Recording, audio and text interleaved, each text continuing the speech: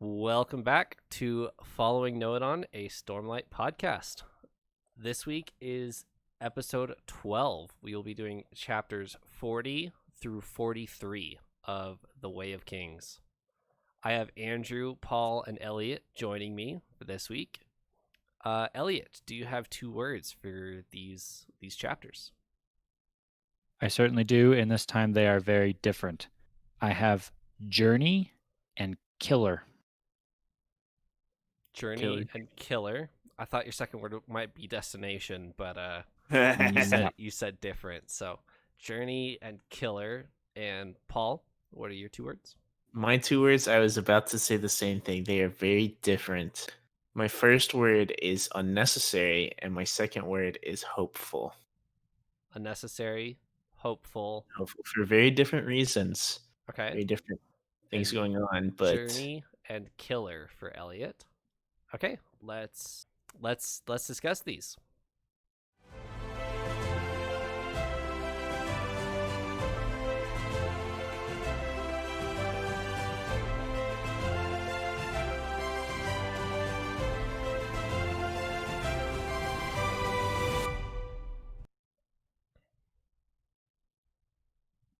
All right. I'm curious to hear this, so I'll start with you, Paul. Unnecessary. Okay. Talk to me about unnecessary. Okay, so unnecessary, I'll have to say right now, I can't get into it too much yet. I don't want to jump, because if I start, I won't be able to stop. So I'm gonna put that on hold. It has to do with the Shallan chapter, if that means anything. I figured. But yes, unnecessary. And my other word is hopeful, and that basically ties into Kaladin's like frame of mind in the chapters we look at. He is not very hopeful, but throughout the chapters, but at the end, you kind of get to see a glimpse, a shimmer of hope, or a glimmer of hope. Yes. Okay. Eliot, talk to me about your 2 words. So I'll start with killer, since that's the depressing one, and then I'll move to a more positive note. I usually, when I pick words, I try and find something that has a common thread throughout the different chapters that we read. Sometimes it's difficult since we read some very different storylines, but I picked killer because Shallan is still wrestling with the fact that Yasna has basically murdered the 4 thugs they came across, and so she's trying to process whether Yasna is a killer or not. Then in the Kaladin chapters, we get this kind of tense moment where they're trying to save Bright Lord Roshon's life, and Lirin says, or Kaladin has this passing thought of, oh, we could just let him die. And he asks Lirin, why did you not just let him die? And Lirin responds with, well, I'm not a killer. And at the end of that chapter, Kaladin has a really dark moment, I think, where he realizes that if he needed to, he feels like he could kill someone, which I think that's probably a pretty big moment in Kaladin's development. And then lastly, I'm going really long here on this, but on killer, there's a little blurb in chapter 43. Maybe I'll talk about it when we get there, but Syl drops a line about she has helped kill men before. And that caught me like, wait, what? So killer, all that on killer. Okay, now journey. Journey's obvious. So at the very end of chapter 43, we get this awesome quote, which we'll talk about, I'm sure, but journey before destination. That's all I'll say right now. We will certainly be talking about journey before destination by the end of this episode. Don't you worry. And we do not have a spell check this week, so we can jump right in.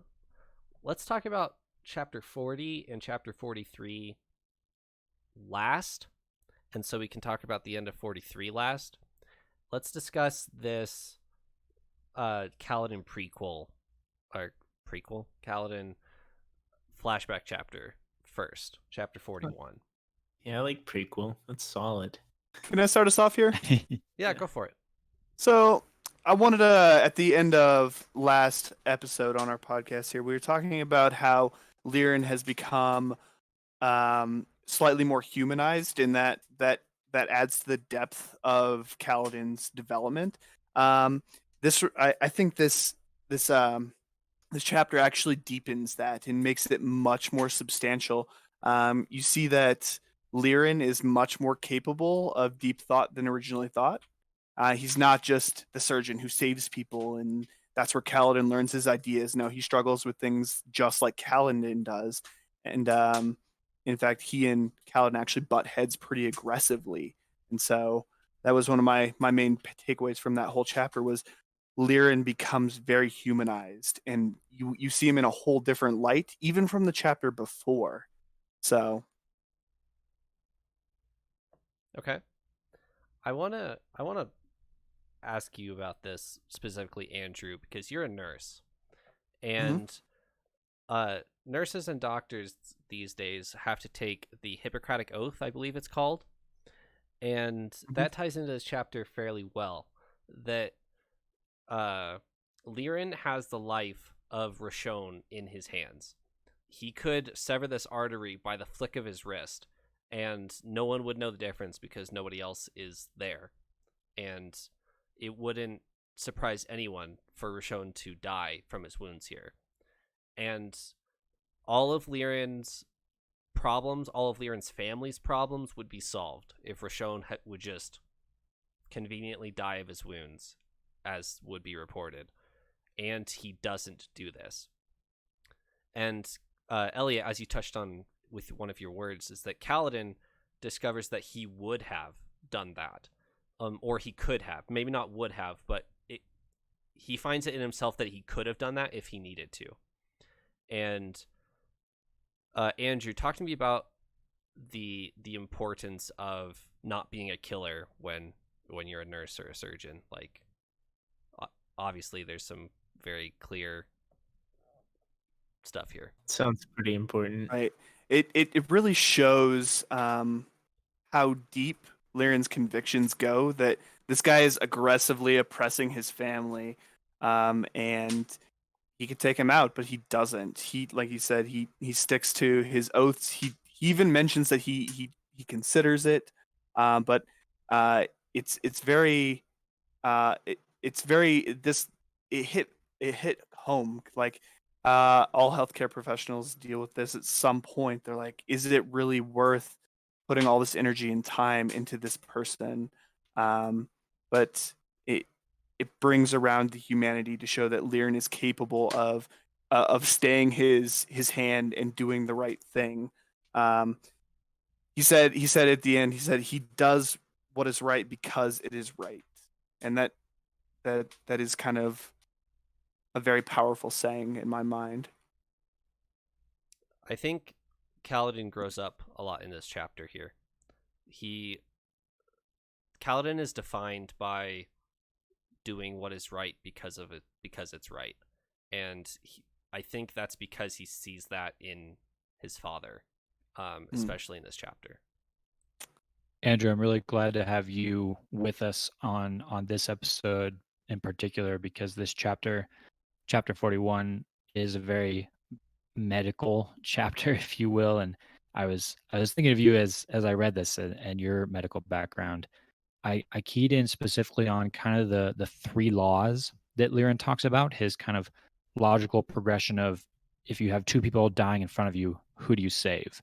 And he basically breaks it down as, he talks these in reverse order, but essentially first it's know who you save and who you can save and who you can't. Then you heal the person with the worst wounds, and if it's still tied, you take the youngest and you heal them first. Is there a real life kind of equivalent of that in your profession? There is. There's a sequence to triage. You're always going to take the most critically ill patients, and you're gonna treat them first, and then you're gonna. There's not as much to do with age. It's more nowadays. Who do we have resources for? Can we treat this person? And then you're gonna go like Liren said, with the most serious first. And if two are equally, then you're gonna go with not the youngest but the other. the other one. So 2 of those hold true in today's society as well for medical professionals. Interesting. I I I figured that was probably the case, and I thought this was another cool instance of Brandon Sanderson working in a real life aspect into his novel that just makes it feel very very real and very the word I had for this whole chapter really specifically was visceral. This was a very gut wrenching chapter, and that all played into it. Halfway through this chapter, Relier dies, and on the medical table, and this has Dang. implications for Laurel specifically because Laurel and Relier were an item and are no longer. So there's going to be some repercussions coming for Lirin and Kaladin's family because already, as we've seen in the book, people blame Lirin for not being able to save their loved ones, and if they die without a surgeon there, that's the Almighty. Oh, the Almighty was calling them home, and that's their time. They're not terribly shaken up about that. But if Lirin is they're trying to save them and he fails, then all of a sudden it's Lirin's fault, and they're trying to blame someone for their family member's death. So Laurel may have some issues with Kaladin and his family coming up. Elliot, you have white spines ? Like crab wolves ? Do you want to talk about white spines for a little bit? That's pretty much it. I have nothing to talk about. It's a question. We've seen white spines mentioned before, and if I'm remembering correctly, in the previous references we got to them, I kind of came away with a wolf impression. I don't know that if they mentioned like packs or hunting or something like that, but we've learned so far that everything in this world, or at least in the non-Shinovar part of the world, everything is a crab this, like chulls or the crab cows, and Mhm. we have the axe hounds are crab dogs. So I'm jumping to the guess that white spines are like crab wolves. I might be completely off, but I really don't know what they actually are. That's Probably my right. impression. As far as I know, they're crab wolves. So on the avenue of everything is a crab, I think I had an incredible breakthrough.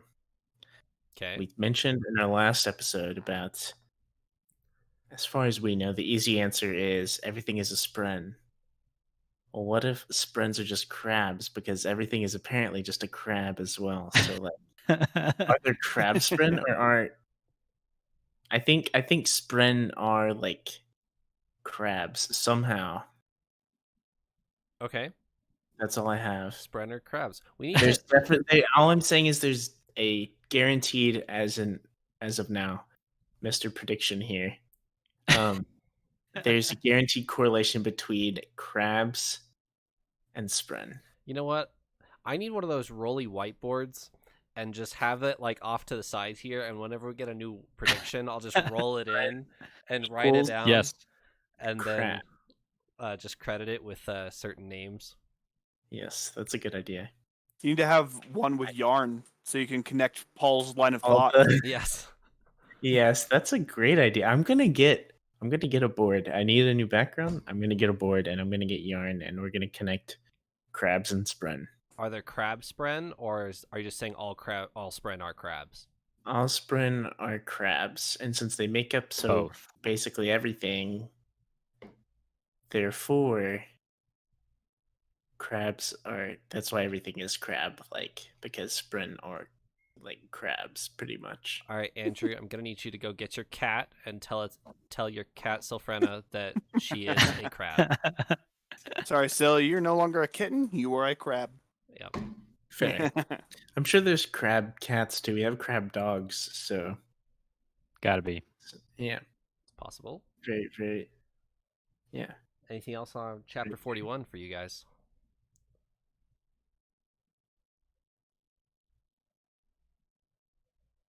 I did think it was side note. I thought it was slightly interesting how they have anesthetics and it's just used from a weed. That's my medical. It's like, oh, that's interesting. They have anesthetics from this. They use antiseptics from that. So I thought that was interesting. I didn't think that was interesting, but that's because I'm not a medical professional. So was gonna say I didn't even note that in my mind in the slightest, but that is pretty cool now that you mention it. Um, I mean, I that's how all medicine here started as well, with like herbs and stuff. But yeah. anyway, side note. Mhm. Oh, we should have had you here for the apothecary episode. You could have gone all I crazy. would have gone off on you So guys. what they do is they get like one drop of sap from The Yep. reeds. from the reed. Yeah, is that how they do it? That's cool. All right, let's back up to Paul's word, which I'm assuming you're going to bring up here. Chapter 42. It's a Shallan chapter. Paul, do we want to lead off on this? I'll take it away. All right, go for it. Okay. So this Shallan chapter, right? So I have to say, I was very proud and happy and excited for the previous Shallan chapters that were exciting. We had all this stuff going on. You know, Shallan has stolen the Fabriol from Yasna, and here we are with Kabsol. In my opinion, one of the most unnecessary characters that we've seen so far. Maybe that's not the best opinion, but I can explain a little bit. So Andrew mentioned in the previous episode that Shallan chapters are basically like showing more of the culture and kind of a world building tool more than an exciting story like the Kaladin chapters tend to be. Um, and Kabsol, I think, does provide some, more depth to the world. He's a apothecary. Is that the right? Ardent. Ardent. An I artist. knew it started with Ardent. like an A. Okay. He's an ardent, and as far as I know, it's basically like a monk, where they are like religious and they can't get married and all sorts of stuff. And most of what we see in this chapter is Kabsol like flirting with Shallan, which did provide for some pretty funny dialogue. Um, but I felt like it was really unnecessary. I don't think it really helped me get a picture of Roshar or of this area, and it wasn't that great. And in addition, with the Shallan chapter, this whole time it's been this build up to when's she gonna steal the Fabrial, and now she's stolen it. And I understand the like logical, I can't just run away immediately. That's way too obvious. I have to find a way to play this out. And so that's what we're going through right now. And it just like, let's just get there. Like, do you know what I mean? Like I understand. I'm ready to see it go. I didn't want to listen to Shallan and Kabsol Flirt for 4 eat pages. more jam. Yeah. And stuff. You get some mild more knowledge about the world here in Roshar, but I thought it was unnecessary. So that's So- where my word came from. So here's what this chapter is supposed to do for you, Paul. It's supposed to set up 2 more problems for Shallan. Now that she has the Soulcaster, she doesn't know how to use it. And that's going to be a serious problem, because when she gets back to the Devar Manor, it's not the Soulcaster's not even going to help her unless she knows how to use it. And she's going to be asking Kabsol what he knows, and she gets a little bit of information, but not much. And she keeps trying and trying and trying, and nothing's working.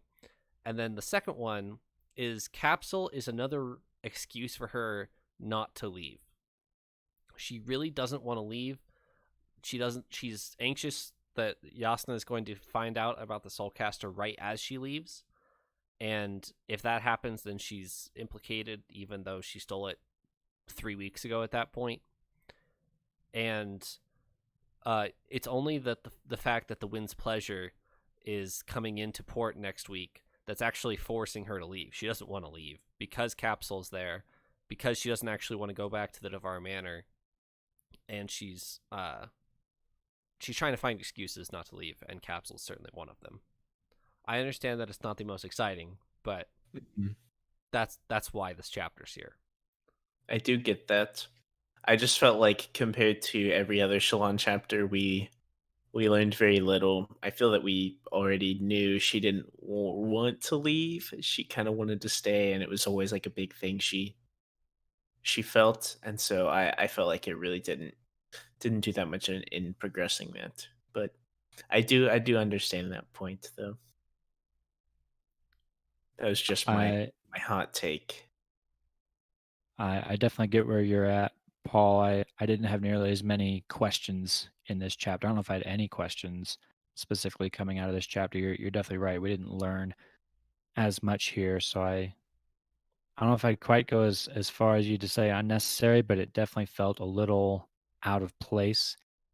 I think we're 42 chapters into this. We're a little over halfway through the book, and if I had to take a guess as to why Brandon Sanderson put this little plot line in the book, in addition to the elements that Trevor you just talked about, it seems like Brandon Sanderson is trying to build a very well-rounded fantasy novel. He's got chapters that are completely devoted to world building. He's got action scenes. He's got some bits that touch on philosophy and logic and thinking and science.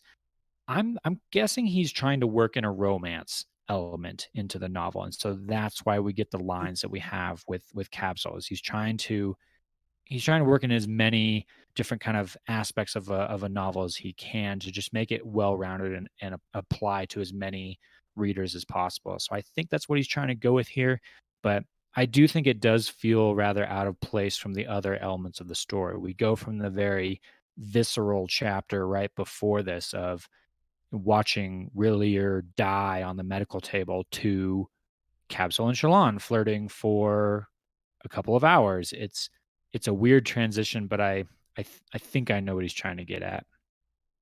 Yeah, that is a really good point, and I like the kind of idea that he is trying to work in like a romance thing. I guess just because that's about the only topic we haven't seen that much of like a Yeah. serious romance. There's kind of the like little kid crush relationship in the flashback Kaladin chapters, but not an actual scenario. And I will say, by far, I think if someone were to listen to the audiobook, I would tell them to listen to that chapter specifically because the reader does an excellent job of making that conversation very, very funny. I thought of it almost as a comic yeah. relief, even more than it.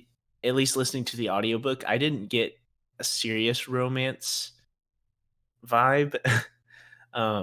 It felt very lighthearted and comical, but there was some like seriousness. I guess Shallan said, Kabsol is a really like awesome guy. I guess. As he went through this chapter, I'm looking at this like a submarine under the water. I see most of the iceberg, and I reread it, and I picked up on a lot of things that I missed the first time. So I would encourage you guys to like look at little words because like he hints at things that you're like it doesn't make sense, and then you gloss over them the first time. And at reading it through, you're like, oh, that was a huge hint. So, that's what I got reading through it this time. So this chapter might have seemed like a playful like date, but there's actually a lot more under the surface. I can't say a whole lot, but I wanna throw that out there that there is more in this chapter going on. I'll refer to you, Andrew, here because you and I have read this multiple times. The character of Shallan and Shallan's chapters in general and Kharbranth as a whole certainly grew on me the more I read the book. It is Shallan chapters. There's a lot in Shallan chapters for the rereader, not necessarily the first reader. The first reader, you're supposed to get attached to Kaladin and Kaladin's story, and Shallan just feels like a speed bump in the Kaladin story. But when you're rereading and you're trying to learn more about Roshar and the Stormlight Archive as opposed to just Kaladin and Bridge 4, then you enjoy Shallan chapters a lot more. Definitely. I would agree. I will like to point out, Paul got on the Kaladin train earlier. I was on Shallan train since day one. I've loved her chapters since the first time I read them through. So reading it through again, I was really excited to pick out these parts that are meant for like second time readers. So I don't know. Yeah. So I really like that about his writing style. I'm actually on the Zeth train at the moment. Ooh. Kaladin's awesome, but that's what I'm looking forward to, is finding more out about Zeth.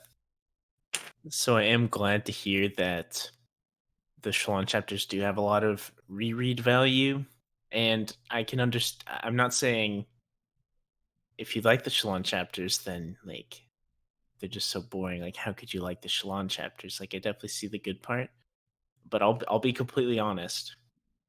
My guess as to like even the motive behind this chapter was that it's not time for this plotline to progress yet. I felt that maybe Brandon Sanderson like needed this pacing to be a certain way, so he almost had to add another chapter in there to kind of like space it properly down the line.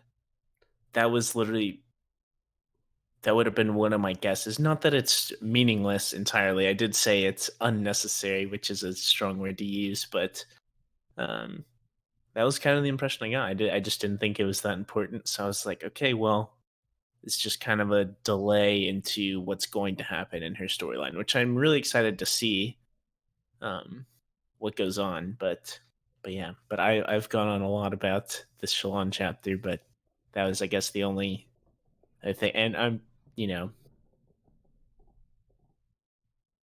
nothing against Shallan. Uh-huh. It just wasn't the best chapter, you know? I will say that there was progression in this chapter. It's just not clear to the first reader.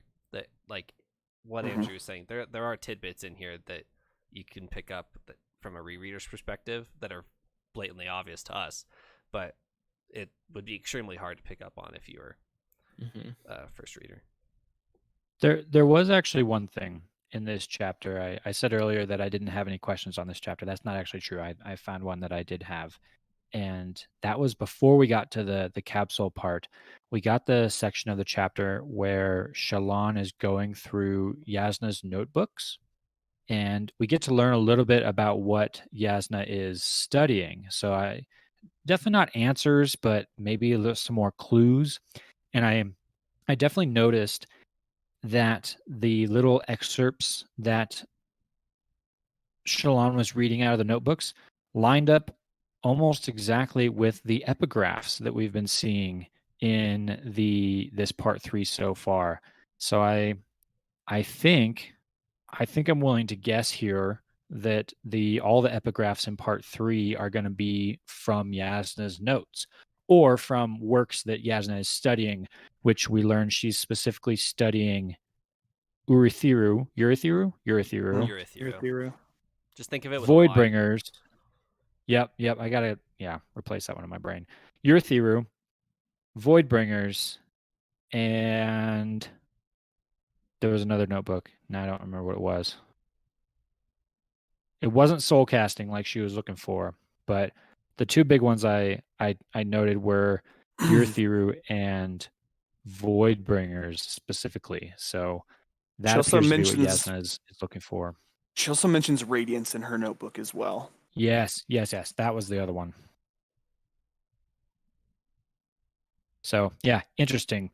Sparking some questions there about why is Yasna pouring so much time into Voidbringers and Chasm Fiends and kind of that discussion we got before, but that was some new info. Gotcha. Anything else from chapter 42, or shall we move on to Kaladin? To Kaladin. I can see it on Paul's face. Just like, all right, let's just get to Kaladin. Let's go. Let's move on. You already know I'm ready to move on to Kaladin. I love having my moment to talk about the Shallan chapters.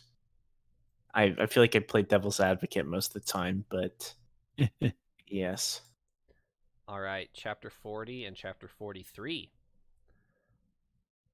Any opening thoughts on these? I have an opening thought for sure. Okay. I have to say, so I briefly mentioned that I'm on the Zeth train, right? I want to figure out more about Zeth, what's going on there. There's a lot of gray area that I want to figure out. But there's another character who's really entered my radar from this chapter, and that's Sigzil. Sigzil, however close enough. Mhm. We learn a little bit about him, a little more about him and his, like, I guess, country and origin and stuff from this chapter. And I'll be honest, it almost felt like a love at first sight kind of thing, and I don't fully understand why. I mean, first off, I think his name is cool. Second off, like, a lot of the stories he told were interesting and stuff. So I'm really curious to find out more. I kind of want him to become a more major character. He seems relatively minor at the moment, but I think he's awesome. So I had a quick question for you guys. Are you guys reading? What is the version you're reading? Are you reading this version with the illustrations? I have no So- pictures, but I think I have the same version you do, Andrew, but Elliot has an Okay. older version. I have the mass Okay. market paperback version, but it does have illustrations in it. We've learned in previous episodes that some of my illustrations are not in the same place as Trevor's and possibly yours, but I think I do have the same illustrations as you guys. And then Paul has the audiobook, which has its own perks, but no illustrations. Let's see. I don't know quite how to phrase this. I don't want to give any spoilers. I don't think there are any. It's right before chapter 16 in my book. There's an illustration that outlines the ideals of House Colin. Have you guys been through that? The war codes? The war codes, yes. Yes, we have. Okay, perfect. Then that's where I'm going to go with mine. My takeaway from this chapter, or my initial thing, was noticing how well Kaladin, without knowing it, actually adheres to the ideals of House Colin. He is willing in the first part of chapter 40 to go out and run with his men when they are doing their bridge duties, when they're practicing, but he's still really injured. And it takes Rock to say, hey, you can't do this. If you were one of us, you wouldn't let us do it. Right. Which I think is a really interesting tie-in. Sadius certainly wouldn't be running the bridge with where Kaladin is, Right. but Dalinar might. Dalinar Yeah, might. that's something we explored a little bit in part 2 of the book, when we were following Dalinar along, and I definitely see the disconnect there. Almost this, those higher Alethi war codes.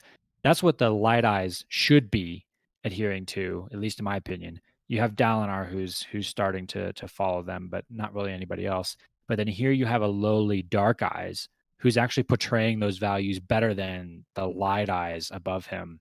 Tells you a lot.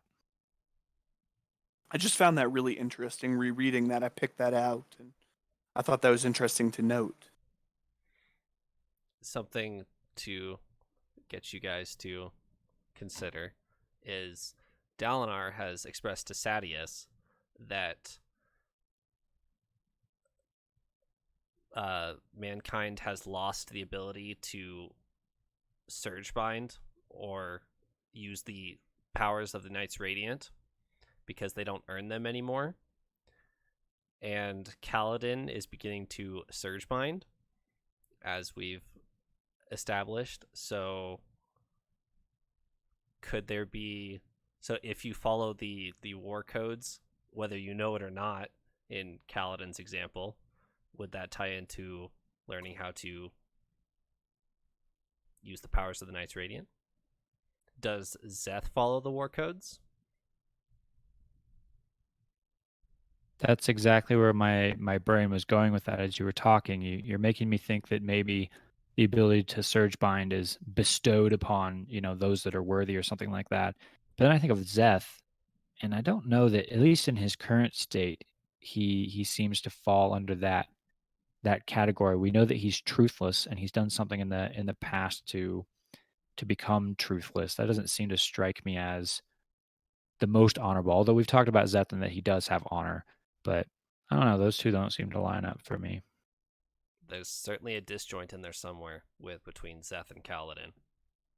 Going back to Sigzil for a second, Paul, I will tell you right now that he is my favorite bridgeman, and you will certainly get more Sigzil in the future. And I really enjoy Sigzil chapters. So Yeah, I'm really excited to find out more about him. And almost like Zeth, I feel like he was just a character that there's way more than meets the eye, I guess, if we're talking about Zeth. And he's like a lowly like slave, like bottom of the food chain kind of thing. And that's kind of where Sigil is, right? Being in Bridge 4, right? The lowest of the low. We've talked about that. But he seems to have a pretty elaborate past, and yeah, he seems awesome. I'm not gonna lie. And so I'm really curious to learn about him. He's my favorite so far, the Bridgeman.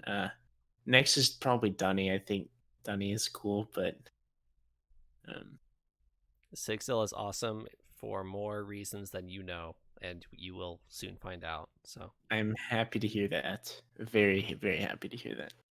I found it interesting to note that when Kaladin was like, "Hey, you're among good company here," that Sigil hinted that he had attempted to kill his master before. That was surprising to me. yep, especially from a rereader's perspective. Yep. Yep. Exactly. Really intriguing. Yep. Don't worry, guys. You won't be in the dark for too long. Figure it out eventually. It's not eventually. It's pretty quick here. Another thing that I'd like to point out between this chapter is the name of the chapter is Eyes of Red and Blue. And throughout these 3 chapters, we've seen mention of eye color a few times. In the previous one, Kabsol's eyes were mentioned to be light blue. And that really strikes a dichotomy for me. And so I thought that was just interesting to note as well. So maybe there might be something more to that. I don't know. I was curious on your take on that, Trevor. So I really enjoy the idea of the eyes of red and blue phrase. It's the entire concept of false hope and how sometimes even false hope is important. Sigil and Kaladin are talking about the bridgeman, and Sigil mentions I don't remember where the phrase eyes of red and blue comes from. It comes from when they strap prisoners up in Marabethia. Is it? Marabethia, and they slit their cheeks, and their the blood trickles down and mixes with their eyes before they're eaten by the ocean great shell things. Yep. Yeah, I just didn't remember where they were, but Marabethia, that's correct. All of the prisoners, they take the 1 in a million chance that there are no great shells in the water for that entire week, instead of being immediately executed. And nobody's ever survived that week of hanging upside down, but they always take that as opposed to just being executed on the spot. And they're comparing that to the bridgemen. Of all of these bridgemen assume they're already dead, and Kaladin is giving them what appears to be a false hope that there is something to live for. He hasn't exactly explained how they're going to live, but he doesn't know exactly how they're going to live, but he wants to instill that hope of there is a possibility. And it's not till chapter 43 or the end of chapter 43 that Kaladin really pushes that through his mind of how exactly am I going to get all of these men out of this situation. We've finally gotten to know all of most of the bridgemen, and but we still don't know how they're going to fix their situation. We get that they're more efficient now, that they will die at a slower rate than most bridgemen because of how efficient they are at setting their bridge, but eventually they're all still going to die. And so we need we have this problem of, are you saving the bridgemen, or are you just having them die slower? So they need to be able to escape, which is what they decide to do at the end of chapter 43. They decide to try to fight and have an escape attempt. Any thoughts on chapter 43 as we go into it? I really wanted to say something here. Briefly going back, one last note about Sigzil. One reason why I think has potential to be like an amazing character is whenever he was talking and describing that situation with Eyes of Red and Blue and the opportunity provided to criminals who would be executed, right? Whenever he was describing this whole thing, I was like, oh, this sounds like a mythical land far away almost. And we are in a mythical land far away, and I kind of got that further vibe that he's from somewhere crazy and cool and stuff. This fantasy land inside a fantasy land, and that just kind of seemed really cool to me. But going into chapter 43, I really wanted to touch on this kind of really depressive state that the group seems in, especially Kaladin. That's what I wanted to talk about with my word hopeful. That's a nice way of putting it, I guess. But this whole time in going into chapter 43, I couldn't understand why Kaladin was so upset. I mean, that sounds silly. Like, you know why he's upset. You know why he's upset. I mean, things are just dire, but I feel like he's already been through the worst of the worst. And I was kind of expecting him to be more cheerful, like, oh, I lived, and he's kind of upset about it.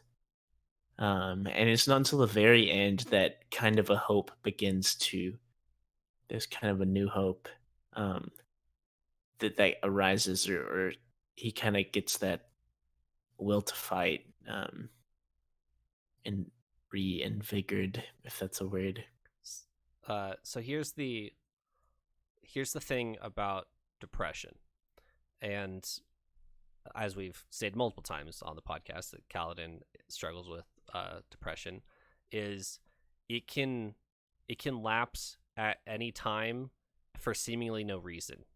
Paul, you're saying you're surprised that Kaladin isn't happy to be alive.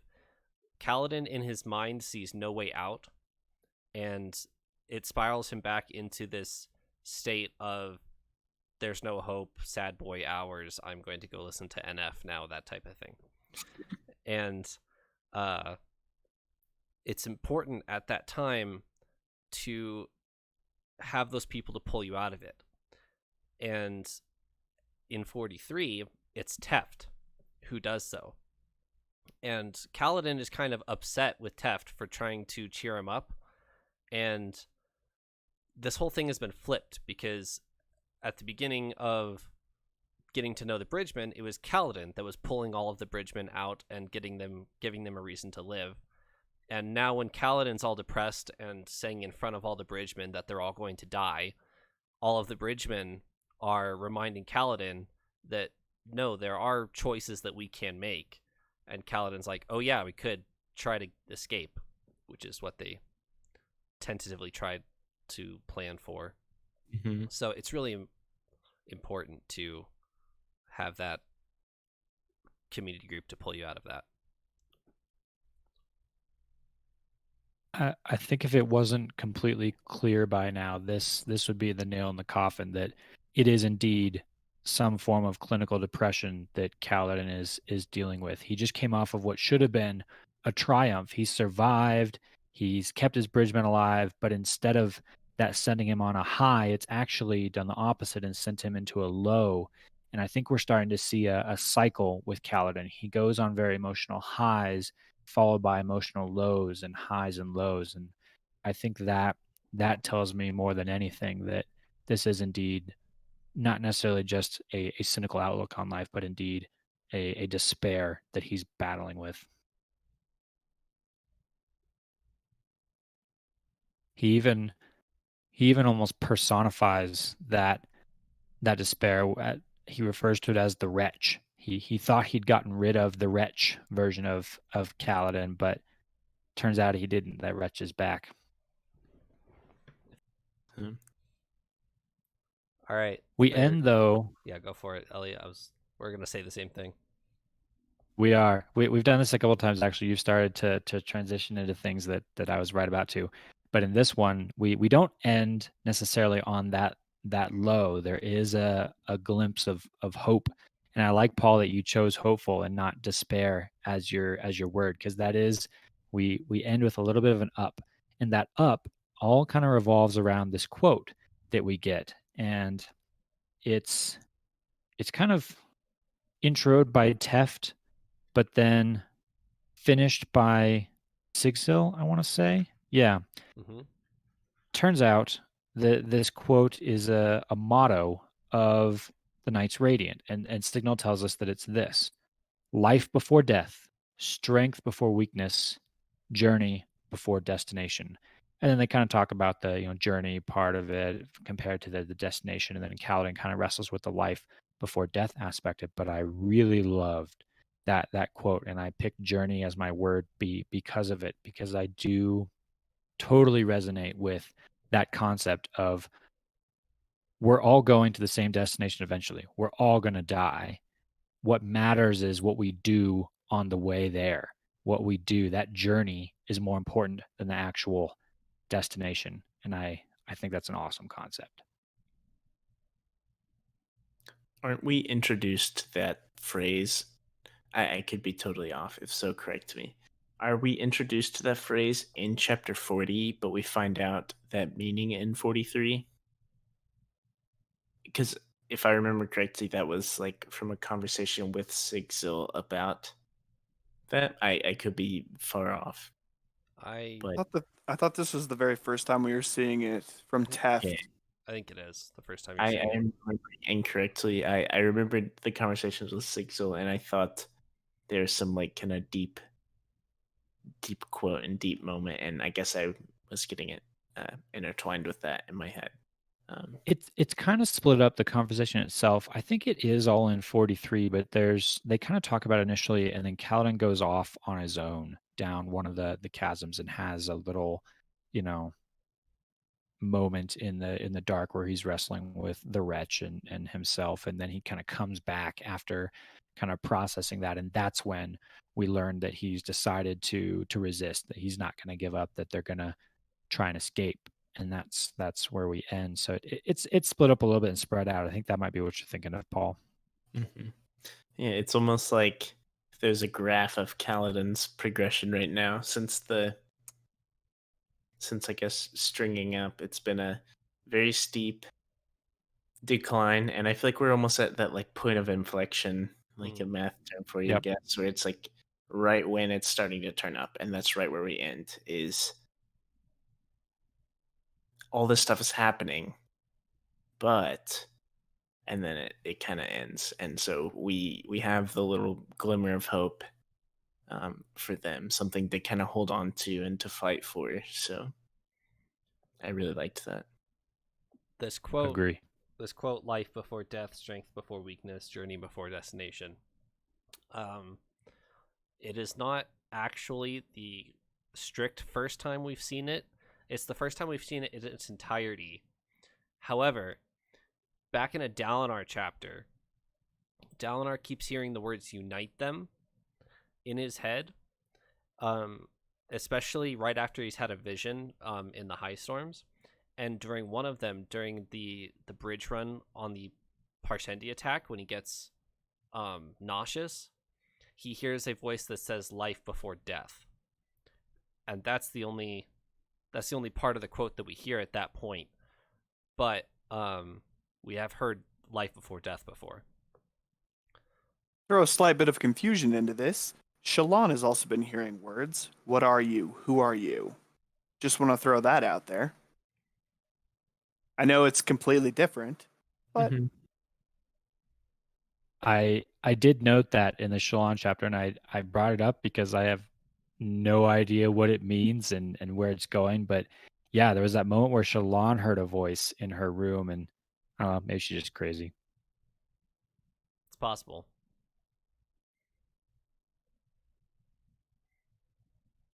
This is a very pivotal point for Kaladin. Reading it through again in his journey, this is a very pivotal point, and I'm glad that I got a moment to sit down and actually focus on it because it means a lot more. Like I said, like in the last chapter, it means a lot more than you guys realize yet.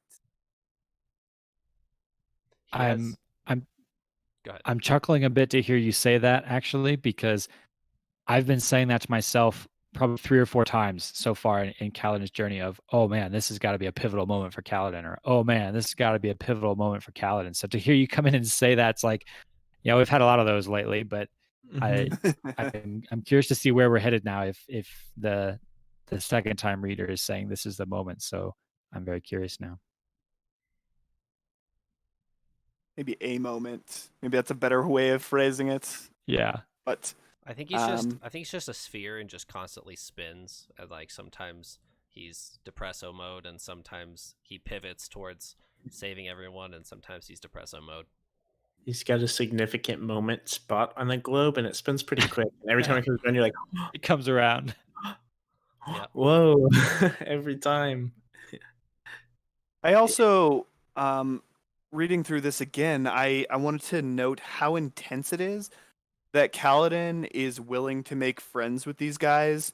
Like you're starting to see friendships bud. Like they're giving each other gifts, and it's all because of Kaladin. But he's been hurt so many times, at least 3 that we have learned to this point, and it's fairly impressive that he's still willing to attempt, which is, I think that's a very strong character trait of his. It definitely is a big thing that we've seen, that even though he's in this low spot, he's going to make something of it. And I think that's why he's a really awesome character to follow, because we see that no matter, it's not necessarily a matter of how many times he can get knocked down, but more of how many times can he get back up again. And I think that's a really like awesome approach to his storyline, since there've been a lot of beatdowns. So it's cool to Yeah. see that. Well said. The he has a conversation with Syl, and he asks her, what does it matter? What does any of this matter if we're all going to die? And Syl says, it's not about how you're going to die, it's about how you're going to get there. And that's what turns him around to start leading the Bridgemen to try to escape. So they have finally all agreed that they are going to try to escape the Alethi army, even if Sadeas comes after them. Any closing thoughts for episode 12, gentlemen? More Sigzil. More Sigzil. Okay.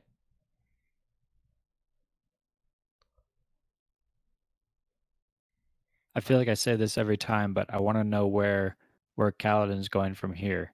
We talk about he's had so many pivotal moments. It feels like he's constantly having a defining moment, and then something big comes next. And I feel like we just had another defining moment. Where's he going next? Like, I want to know. I actually can make my next little Kaladin prediction. Go for it. So Ooh, this, yes. so this don't get your hopes up. I think it will go exactly as stated, almost. Maybe a bump in the road, but I think they're gonna start training, and then I think they're gonna take a guard post. There'll probably be some bumps in the road, but I don't think that plan is actually going to waver. I think we're going to see that play out at least. Maybe they get in trouble or something.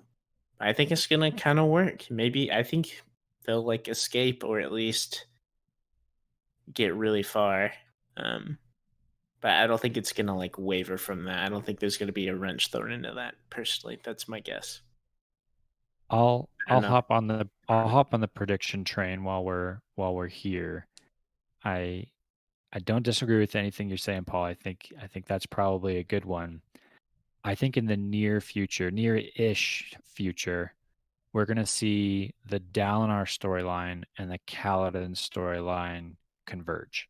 That's my prediction. I think at some point we've had a very clear divide between kind of the high princes and the bridgemen, and those worlds don't really cross. Kaladin sees Sadeas every once in a while, but they don't interact at all.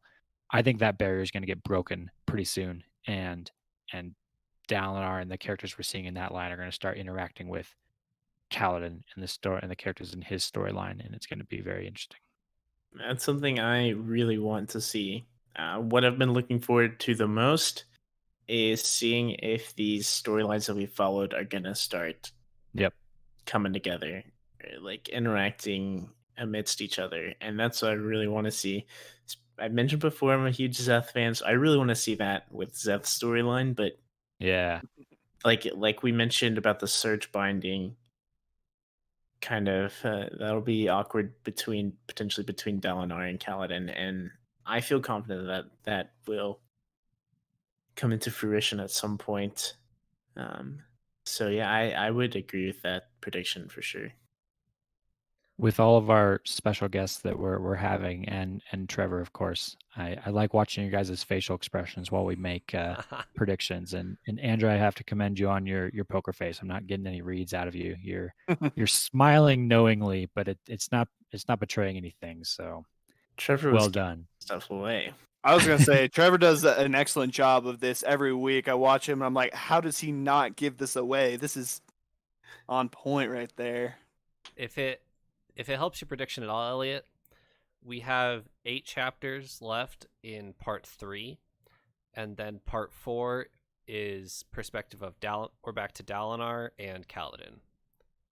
Yeah, I'm picking up on a pattern there. We've gone from Kaladin and Shallan, Kaladin and Dalinar, Kaladin and Shallan. I'd bet the house we're going back to Dalinar and Kaladin, which you just said we are. So Yep. I bet when we get to that point, at some point in that book, they're going to converge. At least I hope they are. So you're saying there's more interludes coming soon? There are more interludes coming soon. Not for a little bit yet, but events coming up. I love them. More unanswered questions, I'm Mhm. sure. Interludes are almost my favorite part of these now. You learn some really interesting stuff during interludes, and it doesn't make sense at first, but you reread them again and you're like, oh my gosh, mind blown. Yep. Yeah, I'm already reading it for the first time. I can't. Yeah, it just opens up a whole new avenue that I get to think about. So I love them. See, Paul, I think that's so funny because on my first read, I was annoyed by interludes. I wanted to read Kaladin. I wanted to figure out what happens to Kaladin. I was with Eliot. I was like, okay, I want to keep reading. I want to understand Kaladin. And I was like, I don't care about Rissyn. I don't care about these other guys in the Pure Lake. Ishik was cool. Yeah, I don't care. I wanna read Kaladin. I want to read Syl. But maybe it's also kind of the ambiguity of it all, right? Every interlude goes up, I'm like, ooh, like what kind of new kind of type of person are we gonna see here? Like we've seen some pretty interesting people in some interesting places, gotten glimpses of them at least, and so it's kind of almost a sense of wonder because we know what's going on in the Kaladin and Shallan stuff. We know what might come. We can make predictions, but with the interludes, it's like, ooh, what's gonna happen? It's a totally like blind wild card every time, so I get really excited for them.